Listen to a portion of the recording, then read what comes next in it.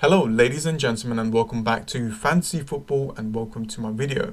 In today's video, there's a lot of things that I wanted to talk to you guys about. That's why I thought, let me create this video now. Even though there's a lot of games left for Gameweek 32, I thought I'll create one now, and then I'll create one near the end of the week for Gameweek 33. So we're going to quickly look at Gameweek 32, and we're going to see how my team's lining up for Gameweek 33. Look at some transfer options, but the main topic that I wanted to talk to you guys about is some of the strategies that I had in mind. So let's have a quick look at Gameweek 32 so far. Now, I am recording this just before the Brighton versus Manchester United game, so a lot of points still to be gained. The fixtures, the game week hasn't finished yet. But I wanted to give you guys a little bit of an insight on what I'm thinking. I think that's quite important so we can kind of prepare and look at what we need to kind of look out for. So yeah, 2 players played. Wolves defense kept a clean sheet, and I captained Raul Jimenez at the end. Near the deadline, I changed my captaincy, went for Raul Jimenez. Said, why not? He was highly captained, highly owned. Went for him. Didn't work out. That happens. We move on. So what I'm doing right now is, because I have banked my transfer, I really want to go for it. We don't have that many game weeks left. It's either now or in Game Week 34. I want to try and gain in the rank and get into the point like soon as possible instead of waiting to the end. So I have some ideas, but I need to wait for these fixtures to be finished. I need to see what happens. This Manchester City versus Liverpool game is going to be really big. I think it's going to give us a lot of information. I reckon, now that Liverpool has won the Premier League, I reckon that this fixture, Liverpool is going to play, the main stars.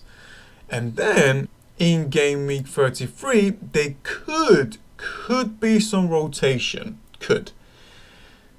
So we need to find out if Klopp is going to, rotate players or not. I know there's a lot of records that they can go for, but we still need to hear what he says. And if he says that there is going to be some rotation, or is going to give some youngsters a chance to kind of develop and play and get used to playing in the Premier League, then I will be removing at least Mane out of my team and going for a couple of players that are differentials that's got something to play for. So that's my plan, and that is what I'm thinking. I haven't made any decision yet, and I'm not saying that's the good decision. Do what you need to do for your own team. For me, I need to look at something a little bit different.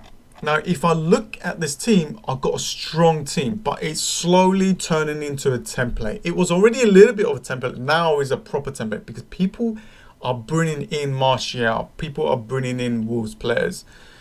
And maybe Spurs. So it's turning into a proper template. And I feel like I gained those ranks in Game 30 and 31, and now it's going to just be a stale. And the only way I'm going to gain my rank is basically getting the captain option. However, I just don't want to rely on my captain option. I want to try and bring in these extra different players that could push me up. Just like Martial, how he got 21 points in last game. Something like that I'm looking for. And the only way to kind of make those moves and push a little bit more further is to make a sacrifice. So if we look at this team, let's just say, as an example, okay, that Klopp says, you know what, I'm going to rotate my players. I'm going to give a few youngsters or other players a chance. If that's the case, then I will be removing Mane. And then you'll be asking yourself, well, who am I going to go with? Well, as you can see, I've got 2 free transfers. With removing Mane, I have a lot of money in my hands to kind of do whatever I want. I could upgrade Calvert-Lewin, Jesus, and Harry Kane. If we look at Jesus, he's only 3.8% owned. And, he's got 10 goals and 6 assists. He's not on penalties, and plus he is a rotation risk. I can understand that, but I do have my eye on him because of these really good fixtures for Manchester City. They still need to win a couple of games to kind of keep that second spot. And they don't want to drop to third, they don't want to drop to fourth. And Chelsea, especially Chelsea, and Leicester City are still up there and very close. And we got Harry Kane, 11.9% owned and only 10.9 in the price tag. Scored in his last game. Didn't really look like 100% fit, but at least he tried, and that's what we want to see. And I think he can do well with the fixtures that he has. And the other players that I'm looking at is Chelsea players like Willian or Mount. So let's just say we add Willian here, only 7 million. And if we look at the ownership is 4.6% owned. And then I have the money to pretty much get any attacker that I want. Let's just say I'll bring in Jesus, and there we go. That is a good amount of kind of cover for Manchester City. They're still going to go for it. I'm pretty sure they don't want to lose that second spot. Chelsea has got a lot to play. A really good fixture still. I know most of these games are away, but doesn't really matter too much. They've got the quality to score. So this is what I'm looking at. Harry Kane is on the list, but we just need to wait and get the information that we need before we make any kind of transfers. These transfers with these ownerships are very, very good for me to gain a lot of rank. That jump that I need. A lot of people are looking at a few differentials here and there, and these are differentials. Jesus probably is going to be a rotation risk. Maybe going for Harry Kane might be the better option. Rashford. If I didn't have David De Gea, which kind of blocks me from getting Rashford, I would have went for Rashford, which is it's a shame, but it's fine. I guess this will give me a chance to get someone else. Rashford. The thing is, right now, Ings got really difficult fixtures. Manchester City, Everton, and Manchester United. I'm not going to say avoid. He's been doing well. So do whatever you want with him. I don't really care. I'm not going to bring him no more. He's done. But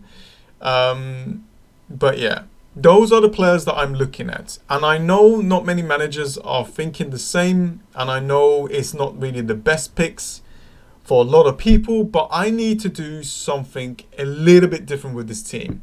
It is a good templated team. It's a strong team. I have the players here, but we just need the news. Once we get that news, then I will make the changes.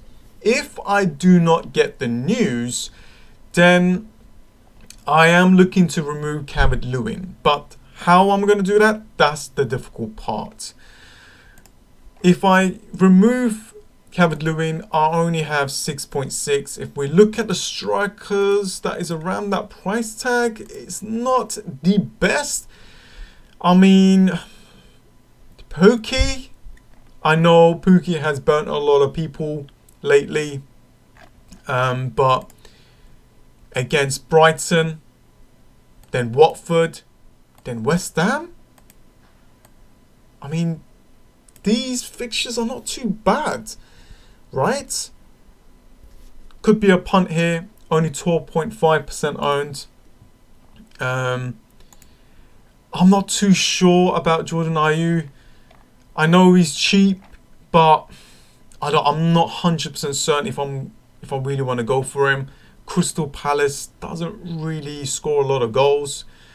Leicester away, Chelsea at home, Aston Villa, then Manchester United, and then Wolves and Tottenham. It's just they're strong. They are very, very strong sides that they're facing. With Pookie, if they don't get any points here, they're not gonna get points afterwards. That's the thing, and this could be the time to do it. I don't know. I'm just looking at different options. But yeah, I got 2 free transfers. I'm not 100% certain on what I'm gonna do. I just need this game week to be finished before I make any final decision. I really do want to I really want to do this. This is what my dream is, to do this. Jesus and Mahrez. This is what I want to do. And then play the 3-5-2. And I do have Lascelles. I do have, you know, other players that could help me out from the subs, just in case of one of these Manchester City players doesn't play. I think this is a good risk. But anyways, I haven't made a final decision. I just wanted to create a video where we talk about different scenarios and different transfers and different strategies. But it's a strong team.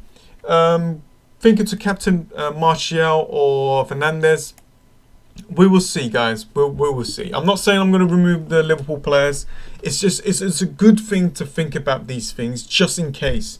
I always say this to you guys. We need to look at different options. If we keep doing the same thing, we might not get the rank that we want. If I go for Jesus and Mahrez and they combined and they do really well and they bring a lot of points, that is going to dramatically get me to the 50k to 30k, even 20k if they do really well. If the players that I have does really well, it's not going to push me too much. It's going to push me a little bit, getting to the 80 to 70, but it's not going to go dramatic. Like, I'm not going to go for a high jump. That's the kind of the risk, I know. You know, should I take a massive risk or should I just stay, you know, and just build up slowly? I don't know. But anyways, thanks for watching, guys. This is pretty much my setup for Gameweek 33.